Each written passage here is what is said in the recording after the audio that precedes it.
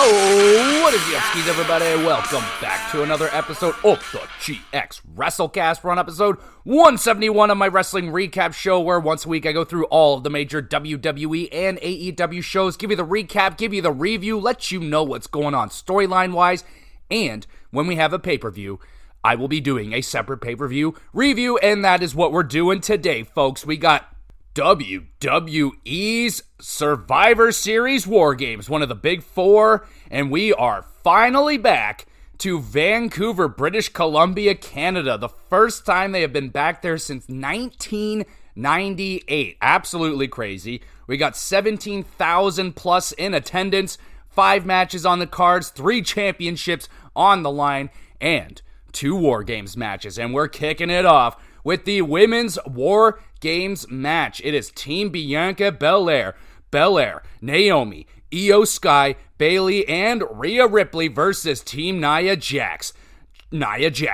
Tiffany Stratton, Liv Morgan, Raquel Rodriguez, and Candice LeRae. The rules of War Games: 2 women begin. Every 3 to 5 minutes, another member will enter the match. Once all 5 members are in the match, War Games officially begins, and first team to gain a pinfall wins War Games. So we got Rhea Ripley wearing a very cool, devil skull mask to kind of liven up her Batman-style face shield that she was wearing before. I dig it. It's cool. We get Bayley starting the match against Nia Jax. Bayley using a piece of her attire to smack Nia. That was good. Nia uses it back on Bayley, so there you go. Jax squishes Bayley into the cage, and Naomi enters next, brings in a kendo stick and a toilet seat. A freaking toilet seat. I love it. She brings all that into the cage. Crowd chanting, happy birthday for Naomi. It's her birthday, so that's nice. Happy birthday. Bayley and Naomi team up on Jax using the kendo stick and the toilet seat. Fuck yeah.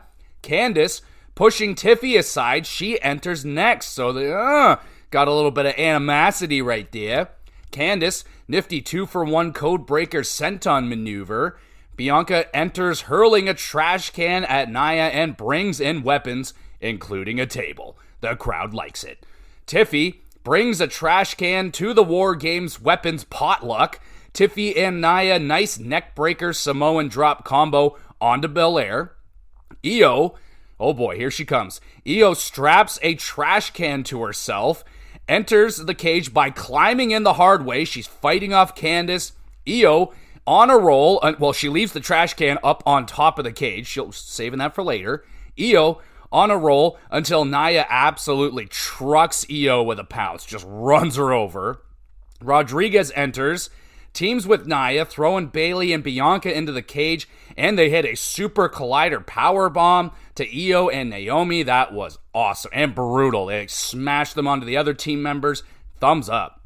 Ripley brings in a table, cracks the toilet seat over Raquel, and all hell breaks loose. You don't smash a toilet seat over someone like that without repercussions. Bianca whips Candice with the hair. Oh, baby, I love that. She cracked her good. Man, I love when Bianca does that. Thumbs up. Morgan leaves the match to go and get her trusty baseball bat. War Games officially begins now. Everyone's in. Ripley removes her mask, and she looks so cool. She's got the cool makeup thing going on. I don't know. She just looked cool.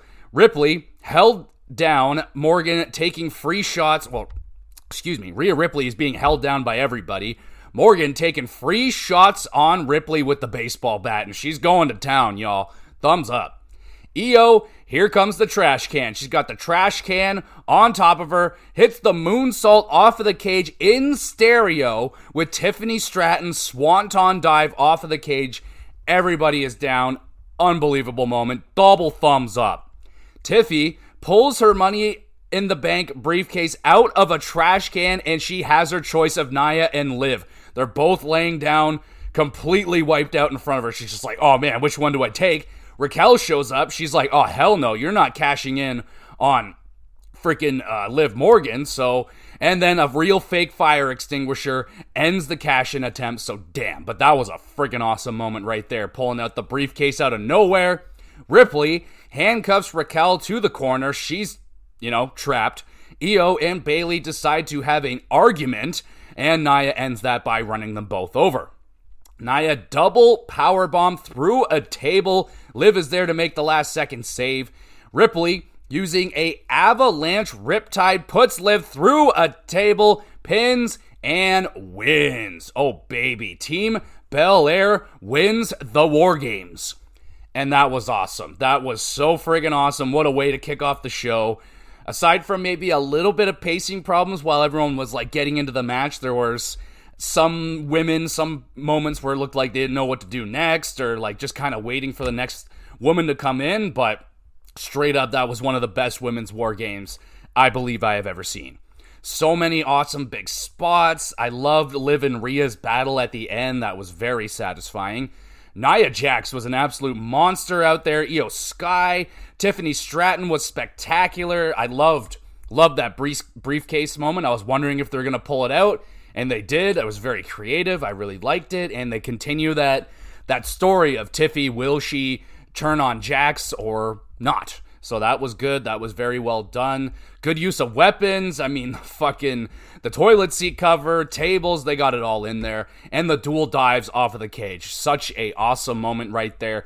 That is a 9 out of 10. One of the matches of the year. Well, sadly, someone's got to follow up that War Games match, and it is the United States Championship match. LA Knight, he defends against Shinsuke Nakamura. Shinsuke comes out with like a cool samurai outfit, kind of still rocking that. He looks like a bad Jedi, like one of the Sith Lords or something. I like it. He looks cool. They also decided to bring up the decibel meter on display. I guess they were anticipating a huge pop for LA Knight when he came out, but it was at like 80 decibels when Shinsuke was just standing there, and when LA Knight came out, it went up to a whopping like 85. It barely went up, and I was like, ooh, shit, that wasn't good. So not the big pop they were expecting. We do not see the decibel meter for the rest of the night. That was a major mistake. That's never going to happen again. Whoever decided to put that up has also been fired. I don't know that for sure. All right. Shin hits his new favorite elbow strike. Seems to be catching everybody right on the nose with it. Knight hits a nice torture rack slam bomb thingy. Shinsuke avalanche exploder. That's a big bump right there for LA Knight. The backflip off of the top rope, pretty good. Shinsuke hits a neck breaker onto the middle steel part between the two rings, because the whole night there's two rings on display, and in between it there's like that metal spot. So Shinsuke using that, nails a Kinshasa pins, and new United States champion, it's Shinsuke Nakamura. Wow. Straight up did not see that one coming. Shinsuke now is a 3-time United States champion. And, commentary playing up Nakamura got into LA Knight's head, causing this loss. Mr. Knight, he dropped his championship on the way into the ring. They played that up like, oh, he wouldn't drop that championship if he was, something wasn't in his head. He slipped up on the ropes a little bit. Like, okay, so they're trying to play that up. A competitive match. It was fine. Shin, smart use of the unique ring setup for the night, so that was smart. LA Knight did not show, or he did show he was off his game a little bit. Like, he did display that, but overall, there was like a really quick build to this match. Shinsuke just returned, and they've been doing this, I think, for like 2-3 weeks, and like, yeah, a little bit, but I don't know. I didn't really feel this match. 5.5 out of 10. I'm curious if the subpar response, the decibel meter thing, I wonder if that had anything to do with the Shinsuke becoming champion. Now, I don't, because they have teased a little bit of LA Knight maybe turning heel. Maybe this is the time they explore that. Now they send him off down the heel path. That could be interesting. Kind of seems like he's worked himself in a corner with the being a big baby face and everyone, he has to say the catchphrases. I think LA Knight would be better off served as a heel, but we'll see where it goes for him here. Overall, it's a solid championship run for him. He had some good defenses, but LA Knight isn't like an amazing match haver. He doesn't have incredible matches. He'll have like really solid, sometimes good matches, but he's just he's more of the gimmick. Like, he's an entertainer. He's got a great gimmick, excellent on the microphone. In ring, he's solid. He's fine. But interesting title change right here. We move on to the next championship match, Intercontinental Championship on the line in a triple threat fashion. Braun Breaker defends against Ludwig Kaiser and Sheamus. Breaker, with the missile shoulder breaker, takes out Kaiser. He just came flying in out of nowhere. That was impressive. Braun diving clothesline sends Sheamus and Kaiser over the announce table, almost making Michael Cole swear. He almost said shit. Sheamus rising behind Kaiser like a psychopath to deliver the beats of the Valorant. That was very funny. I like the face that Sheamus was making. Sheamus hits Ludwig with the shillelagh, hits Breaker with a Celtic cross, but Braun kicks out. Breaker misses a spear, goes headfirst into a chair. Sheamus nails a brogue kick, pins, and Kaiser pulls the referee out, breaking up the pin. I was devastated.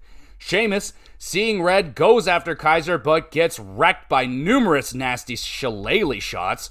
Sheamus, got welts all over his body. Fucking Kaiser not holding back with that shillelagh. Sheamus, kneecapper out of nowhere. Kaiser kicks out. Ludwig sent into a new dimension by a vicious Breaker spear. Thumbs up. That was a awesome spear. Fantastic selling by Ludwig. Breaker nails Sheamus with a spear as well. Pins and retains. Banger after banger of a match right there. Poor Sheamus took all those gnarly shillelagh shots, and he still doesn't walk out with that championship. Very entertaining brawl, starring Braun Breaker, flying around like a madman, like he always does. Loving it. I really liked the near falls. I was so invested in Sheamus winning this match. When Kaiser pulled the referee out, I fucking lost my mind. So very well done. Near falls right there. Crowd very engaged throughout. This is a banger. 8 out of 10. And now we go to the next title match. It is the World Heavyweight Championship match. Gunther defending against Damian Priest. Priest hurts his shoulder, giving Gunther a easy target to work on. Gunther's submission just pulling back on Damian's arms. Priest fires up, nice counter into a triangle chokehold. Priest's shoulder gives out on a razor's edge attempt. Gunther with a stiff powerbomb. Priest able to kick out of that. Damian with a super Rana hits the razor's edge. Gunther is able to kick out. Priest cannot hit the South of Heaven now because his shoulder is absolutely toast. Gunther locks in a tight Kimura, kicking Priest in the back of the head, but Damian somehow gets to the ropes. Priest shoves Gunther off of the top. Damian takes a mean tumble to the floor. Crowd chanting, "You fucked up," but I don't think Damian fucked up. I think more or less the cameraman fucked up and didn't get a good shot at Damian falling, because Finn Balor shows up out of nowhere and delivers a stomp to Damian Priest off of the steel steps. Gunther, another stiff powerbomb right into a sleeper. Priest passes out and Gunther retains. All right. Well, all those Priest mind games leading into the pay-per-view really didn't end up playing that big of a part in this match. Only a little bit at the beginning of it, but outside of that, Gunther kind of got it all together, started picking apart Damian Priest's shoulder, and yes, Gunther did get a big assist from Balor, but I don't think Gunther noticed that, so that'll probably be a storyline element going into the next few weeks. Priest, like I said, he could make an argument that Gunther still can't beat him without any help. He will bring up the fact that Finn Balor interfered, and who knows, that could keep the rivalry going.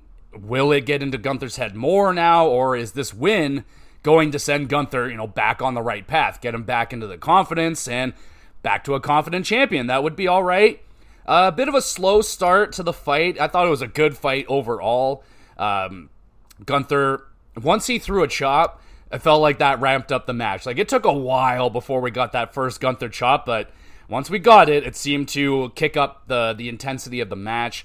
Damian, good performance, selling his shoulder all throughout. And yeah, Gunther back in the win column. Is it going to set him back on the right path? Or will the Finn Balor shenanigans end up, fucking it up? Is there a possibility that Gunther works with Judgment Day? I wonder. I'm curious about that. I don't think so. That seems like we don't need to cross those streams, but we'll see what happens. Overall, a good fight. 7 out of 10. And now it is the main event. It is the men's War Games match. Team Solo Sikoa with Sikoa, Loa, Tama, Fatu, and Bronson Reed versus Team Roman Reigns. Roman Reigns, Jimmy Uso, Jey Uso, Sami Zayn, and CM Punk. Oh, God, here we go.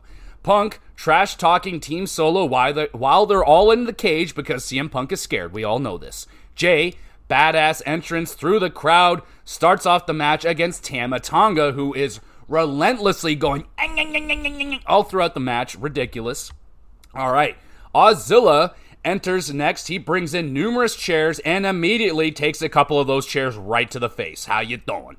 Jimmy enters next in to help his brother out. Usos, great teamwork. Jay with a whisper in the wind out of nowhere. That excites the crowd. Loa stopped by Solo. Instead, they send out Fatu. So will there be a little bit of animosity there? I don't think so. Solo is the leader, so he makes calls like that all the time. I don't think Loa is going to be upset. We'll see. Anyway, it pays off bringing out Fatu. He goes to work doing flips, and he does a kip up. Super impressive. Thumbs up. Jay is triple teamed with a awesome pendulum bomb.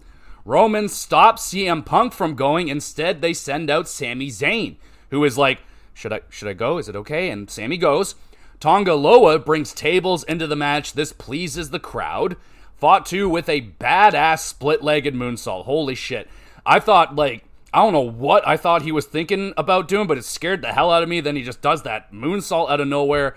Amazing. Thumbs up. Punk pushes past Roman Reigns. He forces his way out next. Punk using a toolbox, and he is beating the shit out of Fatu, and the Tongans just smashing him with the toolbox. That was great. Fatu is bulldogged onto the toolbox, and he pops right back up. He's doing the boogeyman dance. He is fired up. Solo, next to enter, commands his troops, and they are decimating Team Roman, just picking them apart. Solo locks the door with a chain so Roman can't enter through the door. Roman, what's he gonna do? He magically climbs the cage to get in, as if we didn't see Io Sky climb into the cage earlier. But alright, Roman does it, and it's magical. War Games officially begins. Roman and Punk arguing with each other. Hangman arrives, tells them to smarten up and win the War Games. What are you doing? Usos hit the splash together again. Nice to see. Solo avoids a spear, sending Roman into Punk. Oh, yeah. Roman low blows Fatu, spears Solo, but runs right into a nasty Bronson Reed boot. Bronson climbs the cage, goes for a tsunami, but it's CM Punk saving Roman Reigns. Reed crashes through the announce table off of the cage. Unbelievable bump. Thumbs up. Solo double spikes Roman. The Usos are there to make the save. The Usos hit the 1D on Fatu. The crowd is going banana. Jimmy delivers a splash off of the cage, putting Fatu through the table. Thumbs up. Awesome. Solo surrounded by all 5 Team Roman members, but he still will not acknowledge Roman. He's like, ah! And then Solo proceeds to get absolutely destroyed by all of the finishers, ended with Roman's spear. Team Roman Reigns wins the War Games. A very satisfying finish for a banger War Games match. I love that. Solo just getting obliterated. Awesome.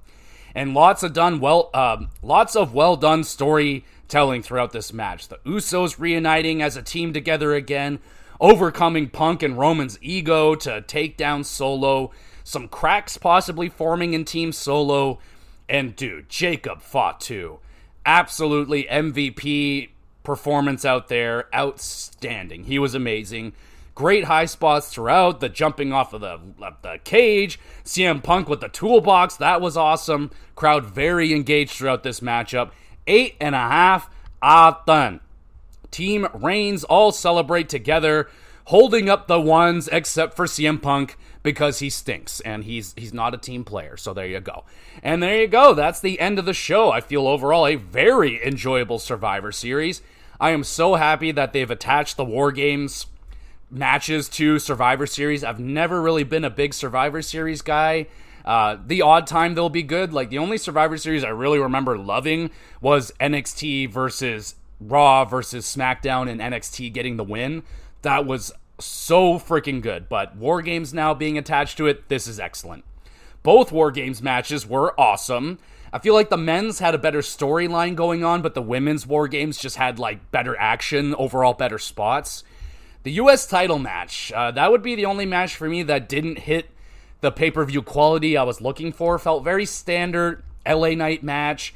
It was a little bit shocking to see LA Knight lose the championship. I'm very curious to see what LA Knight is going to do next. Is he going to continue on with what he's been doing, which has been successful, but I feel like it might be wearing it might be wearing off a little bit with the crowd.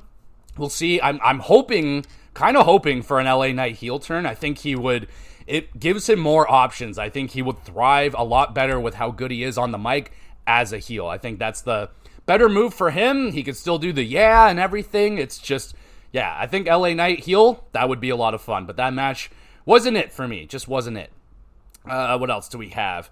U.S. title match, Intercontinental Championship triple threat. That was a banger. I swear someday Sheamus is going to win that championship. Someday, Sheamus, you will get it, I hope. Damian and Gunther had a good quality title match. It wasn't incredible. I was happy there wasn't too much shenanigans. I was kind of expecting a lot of shenanigans, but yeah, Finn Balor did kind of help decide the ending of the match, but yeah, it was a good quality title match. And Vancouver, a good Canadian crowd. Really happy that they finally got a show. It has been almost, almost like 30 years since they've had a show. Like 4 more years and it would have been 30 years. So that's crazy. They were good. It might be because of the timeline differences. The show was a little bit earlier than normal. I don't know why they're not going to Vancouver. They weren't like the wildest Canadian crowd. Like obviously my home area of the Toronto, I still feel like Toronto has the craziest Canadian crowd. I don't know why they're really not going there. They go to Alberta all the time. It's just over there, BC. But anyway, it's nice to see that they went to Vancouver. Overall, I really enjoyed the show. War Games is one of my favorite matches now. It's just so damn enjoyable. It does get samey because it's kind of the same formula every time, but this time they brought in the Bloodline storyline, attached that to it, and it really paid off. I thought that was great. Perfect set piece to have the War Games for it. I thought that was perfect. Yeah, 8 out of 10 for Survivor Series, War Games, and Vancouver. I thought it was a banger of a show. Pretty wild, the differences between AEW and WWE. We have 5 total matches on this card in, I think it was a 3-hour pay-per-view, and in AEW, they would have like 37 matches in that time frame. So, again, there is a balance that neither company's really hitting perfectly just yet. WWE, they still fluff up their pay-per-views quite a lot.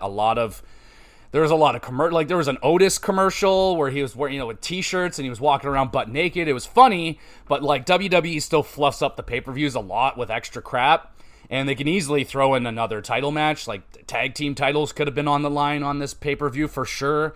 Easily could have fit that in, but with AEW, it's like, y'all, just too much. Like I said this to my wife, like I can watch a Raw, I can watch a Smack, I can watch WWE programming and still want more wrestling after.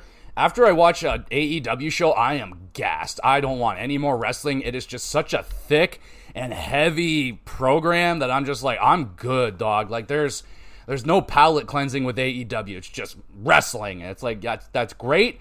I remember as a young man asking for such a programming style, but it's a lot. It's very, very heavy, and WWE, it's nice and light, kind of nice and fluffy. I can walk around and do stuff. I can go to the bathroom. I can make a snack and have there's missable things on their programming, which is like good and bad. I don't know. There's a fine balance I'm looking for. Neither company's really hitting it for me right now, but still preferring the WWE programming.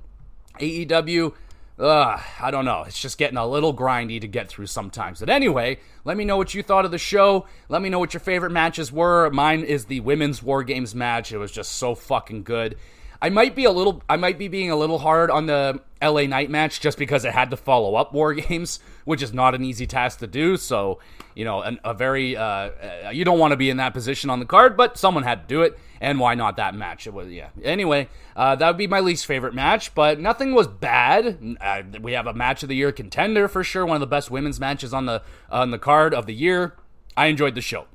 So let me know what you thought of the show, and I will have I haven't finished Collision yet, so I have to finish Collision before I can get the recap done, but I finished Survivor Series, so I'll get this up first, and we'll have the recap coming out as soon as I can get through Collision. Like I said, it's a slog to get through, man. There's like with WWE, like I said, with WWE, there's a lot of shit I can fast forward through if I need to.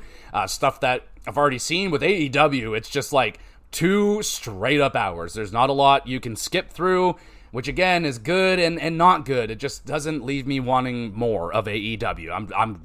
It's a lot. Anyway, let me know what you thought of Survivor Series. Banger of a show in my opinion. And yeah, there we go, everybody. Thank you so much for listening, and we will be back with some GX Bluffgate.